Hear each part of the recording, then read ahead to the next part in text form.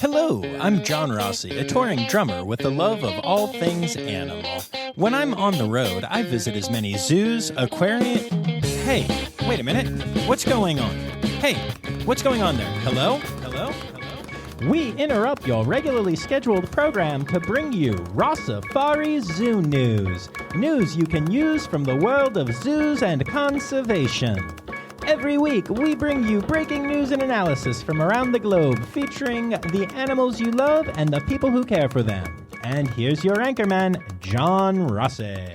Hello, hi, how are you? Welcome back to Rossifari Zoo News, your look at everything going on in the world of zoos, aquariums, conservation, and general animal weirdness. For those of you new to the party here, this is a crowdsourced zoo news program.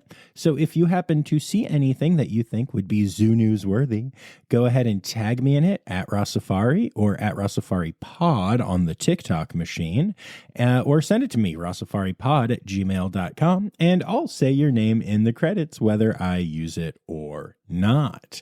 So that's pretty exciting, y'all. And speaking of exciting, this week has not been particularly exciting in my personal life, but it has been lovely. It was a week filled with Miles time, and it was a full family affair as we all piled into the car to head down to visit with him for a few days. Miles has a special relationship with Flam, our middle puppy, and it's been a while since he got any Flam time, so it was really cool to see them reunited. She just kept curling up next to him and just seemed so content to be there with her tiny little human who's not very tiny or little anymore. It's actually really funny. When I first got Flam as a puppy, Miles came with me when I picked her up, and they bonded immediately. He once said to me, as only a kid can, "Dad, I feel bad for you. Zoe has Paradiddle as her dog. I have Flam, and since Lexi died, you don't have a dog." Kids, am I right? This was, of course, before we got Buzz. Although, to be fair, I actually think the current list is that Zoe has Paradiddle as her dog, Miles has Flam as his dog, and Flam thinks she has Buzz as her dog. So, I don't know. Maybe I still don't have a dog. Maybe I just miss Lexi. I don't know. But all joking aside, it does make me really happy when I can have my humans and dogs together. So it was a very good week. I've also been back at Aquarium of Niagara recently, which is always a great time. And actually, I may no longer be the biggest celebrity, he says with huge quotation marks around the word, at the aquarium. That's because one of our sea lions has gone super viral on TikTok. There's a current viral video trend going around on TikTok right now to a song that this is a thing where they're like, "Wait, they don't love you." And the idea is that you stand still for a measure on the word wait and then dance during the next line. And Ari, one of the amazing sea lions there, has cues that allow her to do this perfectly. And so our amazing social media and training team worked together to get a video of Ari doing that dance to the song. And it's been viewed over 150 million times so far. And that's just crazy to me. That's insane, right? It's just her holding and then doing a little floppy dance. I mean, don't get me wrong, it's adorable, but wow, 150 million so far. But the cool thing about it is she's such a special sea lion. And they're actually going to be doing a live event on TikTok at 3 p.m. Eastern on the Friday this episode drops, where you can meet and learn about Ari. So if you're listening before that time, hop on TikTok at 3 p.m. Eastern and head to @AQNiagara on TikTok and check it out. Ari is such a sweet and goofy girl, and she gives the best side eye. And I'm really excited that she is getting the attention that, frankly, she really deserves. It's pretty cool. And then one final interesting thing that came up this week for me, I actually did an interview with somebody from Species 360, which is the organization that runs ZIMS, the computer program that is pretty de rigueur at all zoos for management of records and all kinds of stuff. You'll hear all about it in that future episode.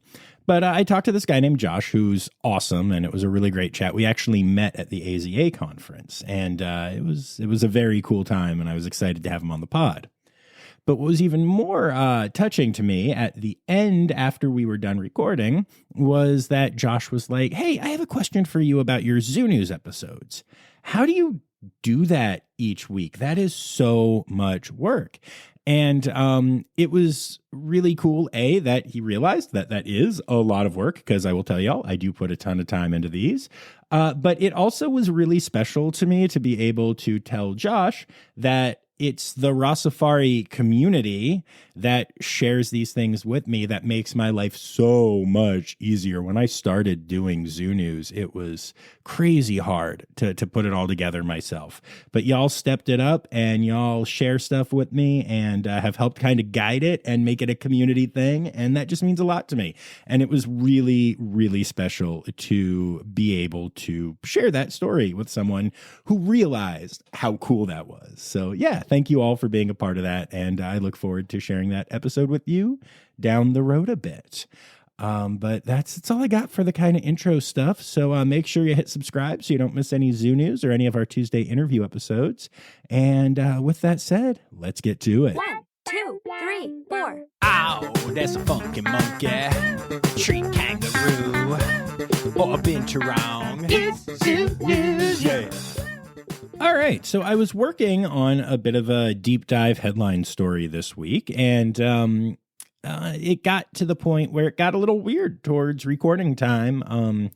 I don't want to go into too much detail here. I don't want to go into any detail because I want to make this story happen. But let's just say that I was working on a thing, and then the thing got kind of weird. And so hopefully it will be a future deep dive. I'd love to do something on it next week. But while I don't have one of my super deep dives that I love to do, I do have a headline story, and it's not going to be much of a deep dive, but more of a deep duh to me. And I do think it's worth mentioning and kind of a unique story. So a new study has come out that shows that if you really want to experience a zoo or aquarium properly, the best way to do so is to do so quietly. People find significantly more connection to the animals and even the plants around them when they are not distracted by other loud people or by being loud themselves. It can also make the animals more comfortable, leading to a better experience for the guests as they get to see more animals and more naturalistic behaviors. In fact, the study also found that many zoo guests would happily pay a premium for quiet times and kid-free times at zoos and aquariums, where the focus would remain purely on the animals. Along with the appreciation for the animals increasing when people are quiet at zoos, the study also showed that quiet people are able to learn more when they approach the zoo in this fashion, rather than in the more traditional day out to have fun and also maybe see some animals while running and screaming kind of way.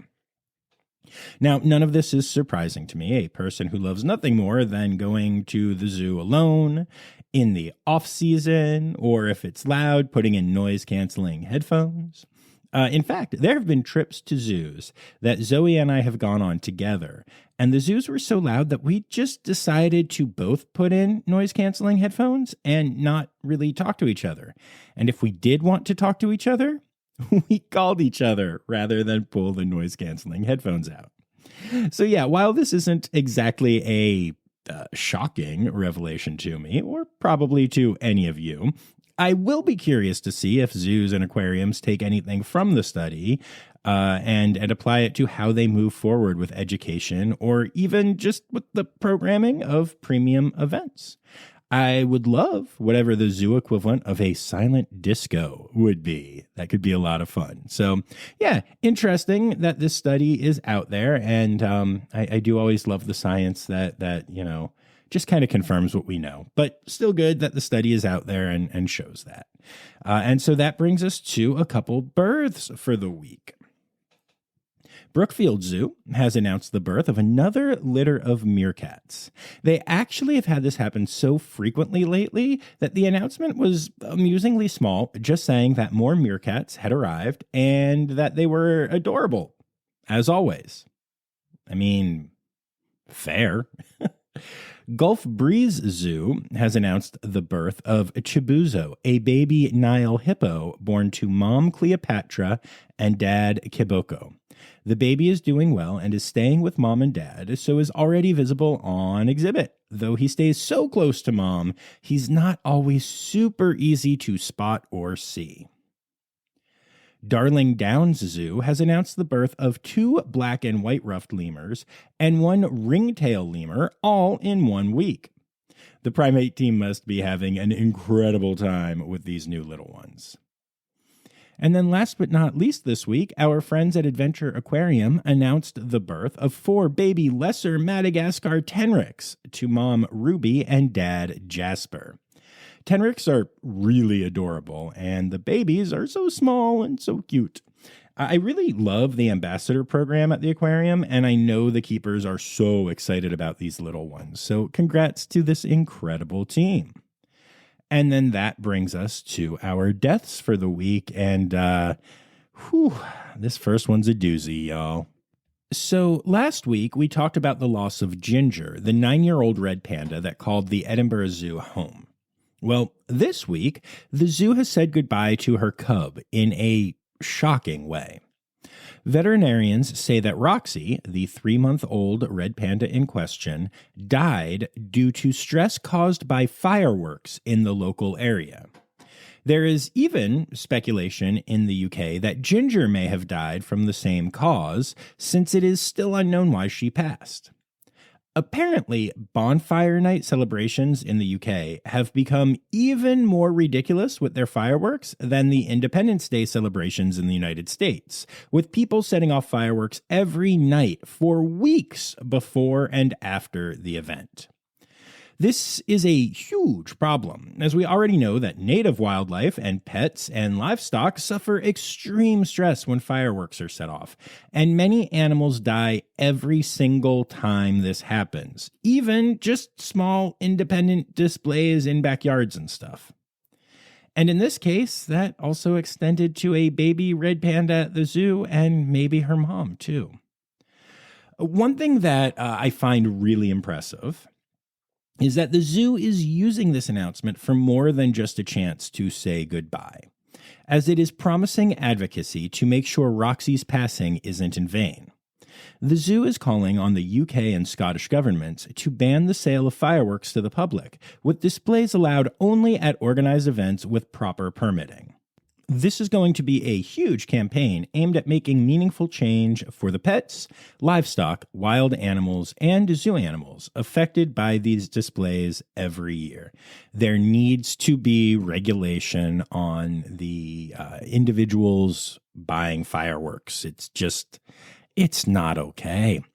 As I was talking to some people about this story this week, I commented that, like, whenever I hear fireworks going off, to me, it's like hearing gunshots going off. And I don't mean that. I kind of realize, yes, that's what they sound like, but that's not actually what I meant. What I meant is, like, it's traumatic in a way that I hear that and I'm like, oh, how many animals just died? Oh, how many, baby squirrels just got abandoned by their mother? How many birds just flew away from their nest and aren't going to go back? Like, terrible things happen literally every time I hear a firework. Just like, if I ever hear a gun going off, I would assume terrible things were happening because guns shouldn't be going off around us. It's not a great thing. So yeah, I don't know. Just I really hope that the Edinburgh Zoo is able to make this a thing and to help create that legislation, and just sending all my love to the team there. Calgary Park Zoo has said goodbye to Kenai, the juvenile black bear that called the zoo home. Kenai was discovered in Alaska as an abandoned cub, and he was rehabilitated and sent to Calgary Park Zoo in 2023. Sadly, he was found to be in kidney failure recently, and further exploration found a kidney tumor that was consistent with cancer. While both renal failure and cancer are not uncommon in bears, they usually show up in older bears, but Kenai was only 2. I'm grateful the zoo was able to give him an incredible last year after a really hard start to life. And actually, yet another juvenile animal passed away this week. The Calgary Zoo has said goodbye to Ayer, a 2-year-old western lowland gorilla. She was injured while moving between back-of-house spaces. The animal care team moved fast to try to save her, but she passed away from her injuries. The zoo will be doing a full investigation to determine if any processes or infrastructure needs to change in order to prevent something like this from happening again. Sending all the love to the team at the zoo during this incredibly challenging time. And then last but not least for the week, the Columbus Zoo has said goodbye to Pistol, an ambassador skunk known for her huge personality and unique quirks. Pistol loved rubbing limes on the ground and enjoying their scent, digging in the dirt for some yummy buggy treats, and most importantly, she loved taking on the role of taking younger skunks in the program in and helping them to build confidence, which is obviously an important trait for ambassador animals. Sadly, Pistol suffered from cardiomyopathy, and while the zoo was able to successfully manage it medically for a while, it eventually became too much for her, and the zoo had to say goodbye. She will be terribly missed. And moving on from the births and deaths, we get to our zoo news for the week. And we're going to start off with, I love this story. There's no other way to put it. And not just because it involves my favorite species and 2 of my favorite Canadian zoos. The Toronto Zoo has announced that Calden, a 12-year-old male red panda, has arrived at the zoo from Edmonton Valley Zoo. I wonder if Calden showed up in a little suitcase like they sent me. Okay, probably not because they're good at animal care, but the mental image is really cute. I'm just saying. But anyway, Calden was moved to the zoo for a very specific reason. He's going to be introduced to the baby red panda that is at the zoo right now who lost her mom earlier this year. The little one, currently nicknamed Biggie, is going to be getting an adoptive parent, basically. Calden is actually an experienced father, and Edmonton Valley Zoo has allowed him to hang out with the younger pandas, something that not all facilities do because not all male pandas are good at it, but it's really cute when they are. This relationship will hopefully lead to Calden showing Biggie the ropes of red pandaing. It's just a great story. It makes me really hopeful for Biggie. I am rooting for Calden and Biggie really, really hard. Oh, and speaking of Biggie, she needs a real name, and you can vote for it by checking out the Toronto Zoo socials. So go and do the thing. There is some news out of the Cincinnati Zoo that is both happy and a little sad. The ambassador dogs Moose, Remus, and Daisy have all retired from the Cheetah Ambassador program and gone off to live with private families, meaning there are no cheetah dogs at the Cincinnati Zoo. Each of the dogs has done incredible work when partnered with their cheetahs, helping the cats grow and learn to play with confidence. However, as the cats age, they tend to lose interest in their canine companions, and now all 3 dogs get to enjoy a lovely retirement. To be clear, this is not the end of the program at the zoo, as if they have cubs who need dogs, they will get puppies to grow up with them again. But for now, 3 of my favorite residents at the zoo have officially retired. I am so proud of those puppies, and I love that I got to meet them all, but I'm not gonna lie. I'm going to miss those sweethearts at the zoo. Actually seeing Chris and Remus play together when they were very young might be one of my all-time favorite animal memories. And I have a lot of those, y'all. But yeah, very special. So very proud, very happy that it all worked out and they did a great job, but also a little sad that they're not there anymore. The Dole Conservation Fund announced a great success this week. 6 months ago, 3 Dole pups were rescued after their mom passed away. They were hand-raised by human caretakers at Terra Natura Benidorm and have now successfully joined their family group, reintegrating to the pack in order to learn how to be dholes. It's always exciting when animals are hand-reared, but able to, rejoin their species, especially a social species like dholes. So very, very cool work with the hand-rearing and reintroduction done at that facility. Now we have 2 stories this week from Woodland Park Zoo in Seattle. They have recently opened their new Reptile Realm exhibit focusing on the herps of the Indo-Pacific island forests. The goal of the exhibit is to offer a complete story about the biodiversity in Southeast Asia and Oceania's tropical conservation hotspots, with reptiles being the star of the show. So it looks like a really, really amazing new exhibit, and I can't wait to see more from it. And the zoo has also announced that the birth window they previously announced for their orangutan Batu was apparently very much way off. She is doing well, and regular checkups confirm that the pregnancy seems to be going well. It's just not over yet, despite the zoo assuming the little one would have made an appearance by now. So here's hoping the news continues to be good and that the little orangutan appears soon. The Maryland Zoo has announced some very special new animal ambassadors. 2 rats. But these are not just any rats. These are hero rats adopted from Apopo. These rats are experts in scent detection, including being used to detect landmines and also tuberculosis. I love ambassador animals, but I have to admit there aren't many that have, saved lives. But hero rats, that's what they do.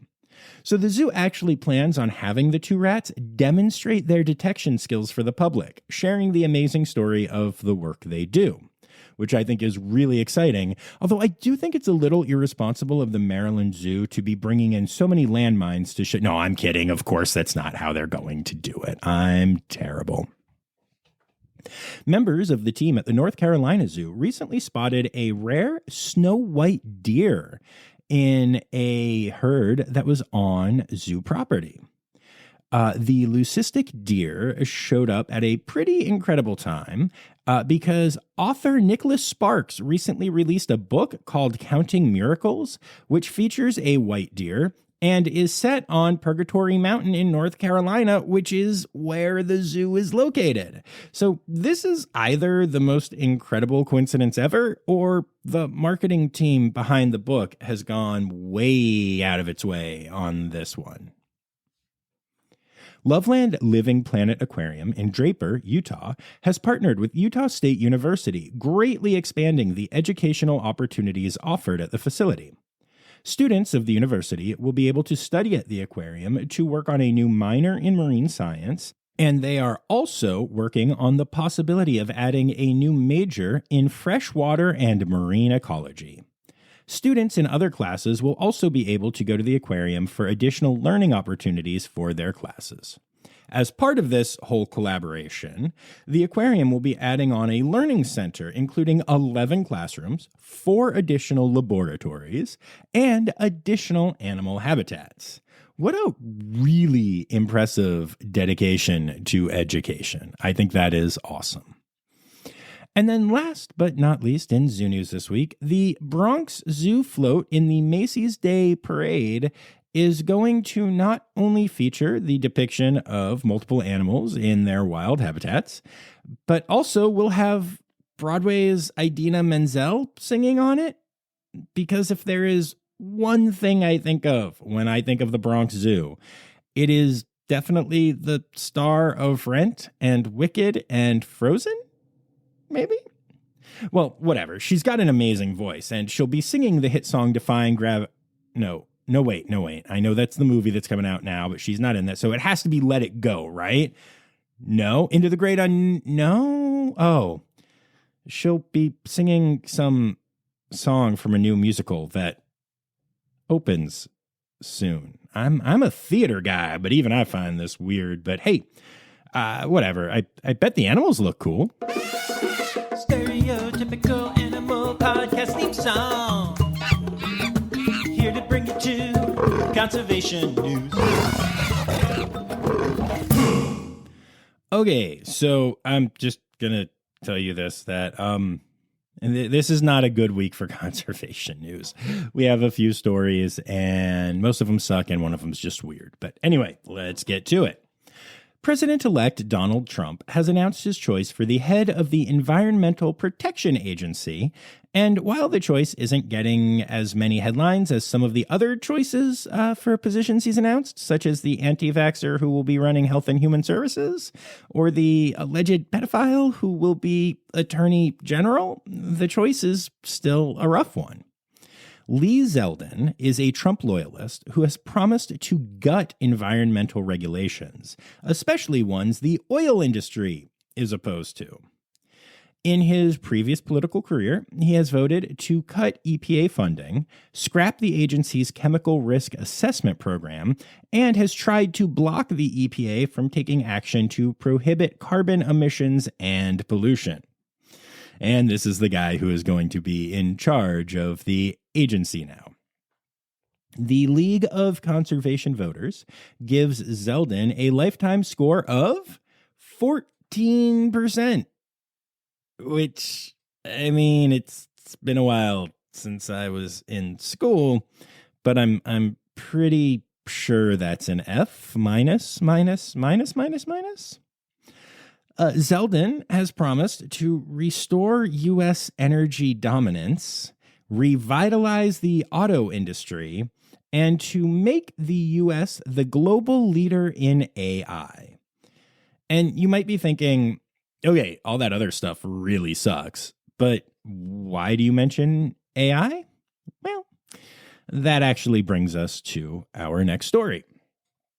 So I have been pretty open about my problems with AI, as well as about the fact that I have certainly messed with it from time to time and have had some fun with it, and could see a time where it became a bigger part of, me having fun, but also my process with the podcast and stuff. Well, now I'm back in the, AI is a problem camp, but this time it's from a conservation angle. So AI features, they run on servers that are hosted in thousands of data centers. And these servers and the data centers in general generate a lot of heat. Most of these data centers use water-based cooling systems, and these systems use a lot of water.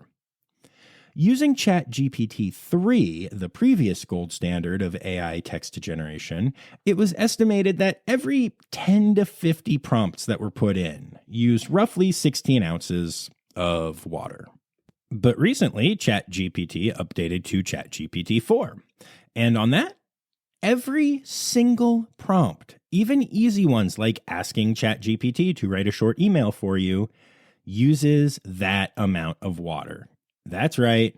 Every single time you enter a prompt into an AI generation program or web page, you are basically dumping out a bottle's worth of water. Every single time. It is estimated that by 2027, AI water usage is going to be the same amount as all of New Zealand's water usage per year. And it's only going up from there, the entire country. And as AI becomes more prevalent and more powerful, that's probably only going to increase. So yeah, it's weird as heck to think about something on your phone or computer using a ton of water, but AI really does, which is something worth considering before you decide that you're bored and want to see what a red panda would look like in a Boy Scout uniform or whatever. And heck, if you're really curious about that, why would you be? But hey, whatever. You could actually go and find an artist, maybe on a site like Fiverr, and ask them to make it for you. You'll be helping an artist, saving some water, and odds are the artist will know how to do things like, draw fingers. Because we all know that red pandas in Boy Scout uniforms definitely need human fingers attached at the ends. I don't know what I'm talking about anymore. But yeah, AI, lots of water, bad for the environment. Cool. And then again, sorry this section is such a bummer this week, but we're not done yet. Turtles are Obviously awesome, but unfortunately more and more people are realizing that fact, and that has led to a huge spike in demand for turtles as pets, especially rare species. Demand has grown in the US, Asia, and in Europe, so good job, Aussie listeners. And it is leading to a huge spike in poaching and actually is making the poaching industry, if you can call it that, far more ruthless for both animals and the humans involved. Which, like, when it comes to the humans involved, good. F them. But this is a major problem for multiple turtle species. We literally have poachers in the US grabbing turtles and sending them to China, and poachers in Asia grabbing turtles and sending them to the US. It's a whole, like, literal global problem going in all directions right now. It kind of sucks. So, it's a big problem. So, man, if you're considering a pet turtle, probably don't. But if you're going to, make sure you get it from a good place. Make sure you know the history of how it got to where you get it from. There are lots of responsible breeders out there that track all that stuff. And on top of that, turtle species require a lot of specialized care and conditions. So, like, if you do decide you want a pet turtle, make sure that you know how to take care of it properly before you get into it. One interesting fact is that if you think of like a filter, like if you get a water turtle, right? And, they say normally they sell these filters, a 10-gallon filter for your 10-gallon aquarium or a 20-gallon filter for your 20-gallon aquarium. And it's normally recommended with water turtles that you get at least double the size filter. So a 20 for a 10-gallon, it gets pretty intense, pretty expensive, and that's just one small part of it. So again, maybe we avoid the pet turtles in general, especially the rare ones. But if you do decide to go that route, make sure you know what you're doing beforehand. Welfare is important. Sorry, I went on a rant, but I like turtles. Anyway, we're going to end this section with a philosophical conservation question for you. We've talked about how a company is trying to resurrect the thylacine and the woolly mammoth, but now a different organization is actually claiming to have brought another species back from extinction. I'm talking about the quagga. And yes, that's right, they aren't planning to bring it back, they are claiming they have already done so. In fact, 10 of the animals exist again, according to them. To me, I say, I don't know about that. But all right, so let's talk about this. If you don't know, the quagga is kind of a pre-zebra. It's an equine species that officially went extinct in 1883 when the last one that humanity had ever seen died at a zoo in Amsterdam. The quagga looks very similar to a zebra, but the colors of the stripes are very light, and they stop towards the back of the animal, and they don't go down to the legs or anything. So they're less stripy than a zebra, and the stripes are kind of browner and lighter than most zebra stripes. So how has this species been reintroduced? Did the genome get sequenced? Did we use stored genetic material? Nope, none of that stuff. Instead, the Quagga Project decided to use selective breeding on southern plains zebras. The zebra that looks the most like a quagga, and they believe is the most genetically similar to a quagga, to breed for traits similar to a quagga. So now, these 10 animals that are alive actually look a lot like a quagga.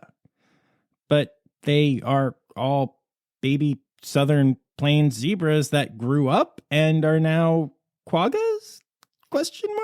But they do really look exactly like a quagga. So is the quagga back? Did the Quagga Project, as they have claimed, reintroduce the species to the world? There's actually a geneticist that is interested in sequencing the genome of the animals, and they say that will give a definitive answer as to what the animal is. So what say you, Rossifarians? Is the quagga back? Or did this organization just make some zebras with a sepia filter? You tell me. It's time for other news. It's time for other news. Hey, now, right now it's time. It's time for other news. Hey, it's a segue to the part called other news. right, so a few months ago, I did a story about the fact that Louisiana State University had not had a live tiger mascot at a home football game since 2015, and that despite Louisiana Governor Jeff Landry encouraging the school to take their tiger, which does live at a sanctuary at the campus, to games again. They hadn't, and that's good, right? Well, the story got a new and disgusting wrinkle this week when a live tiger appeared at the LSU game. At first, I was surprised because I had read that the USDA had told the school that if they had their tiger, named Mike, attend the game, they would lose their ability to keep him. But it turns out this wasn't Mike, but a privately owned tiger, which is definitely a super good thing that exists and isn't a problem at all, he says sarcastically. The enclosure the tiger was in was really horrible to see. The cage appeared to be just a clear kind of plastic and mesh cage, which is barely longer than the cat itself.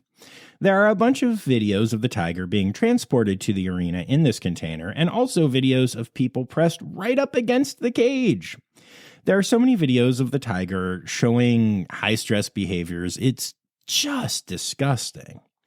The tiger, named Omar, was not funded by the state or the government or the school, apparently, though the government declined to say where the funding did come from.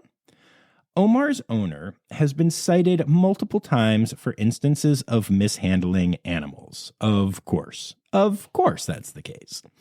The owner, the school, the athletic program, and the governor should all be ashamed of themselves for doing this to an incredible animal. It's just the grossest.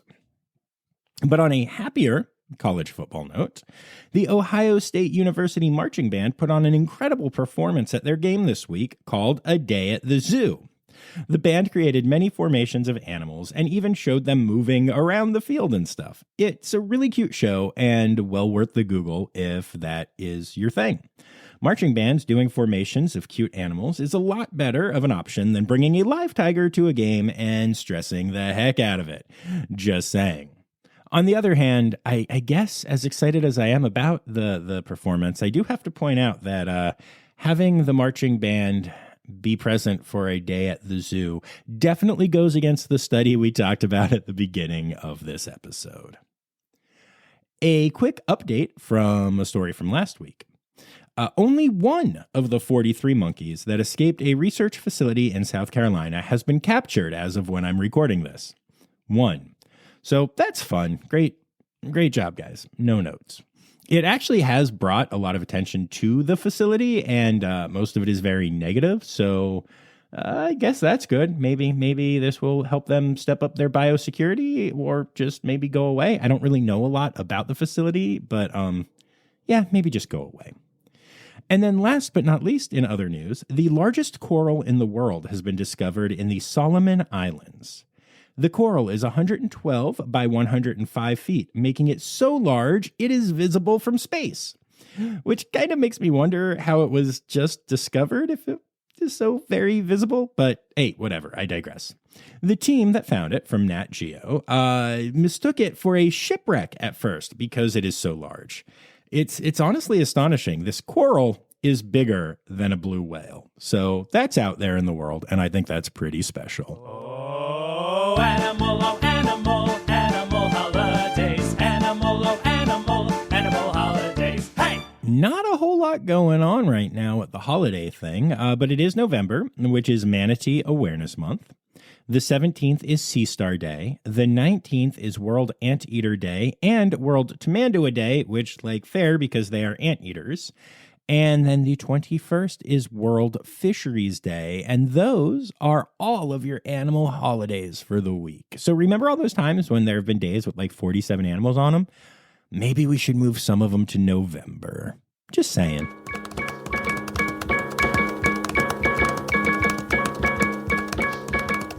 All right, folks, there you have it. Another episode of Rossifari Zoo News is done. Yay! Well, except for all the stuff I say after I say that it's done.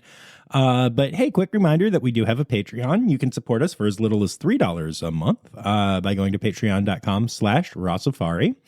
And I'd like to take a moment to thank all of my patrons, especially my Red Panda level patrons, Dr. Laura Schenk, Dr. Stephen Williamson, Barbara Bennett, Jenny Owens, and Kevin Williams.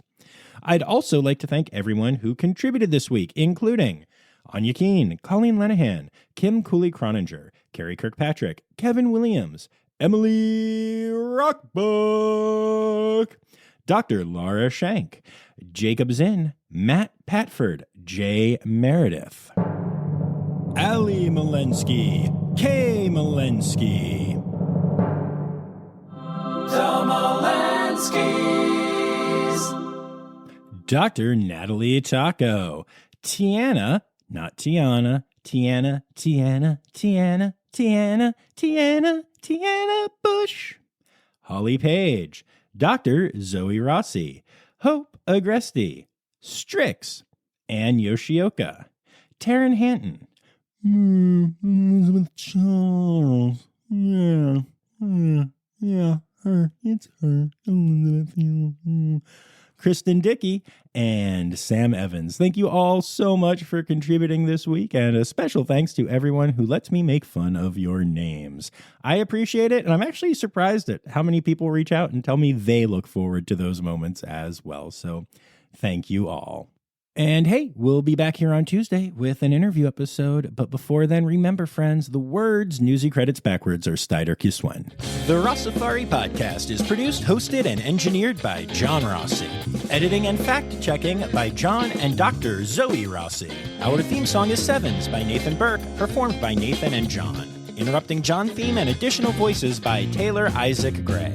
You can reach John directly on Instagram and Facebook at Rossifari or by email at rossifaripod@gmail.com. Rossifari is part of the Daydreamer Media Network. Now, stop listening to me and go visit a zoo.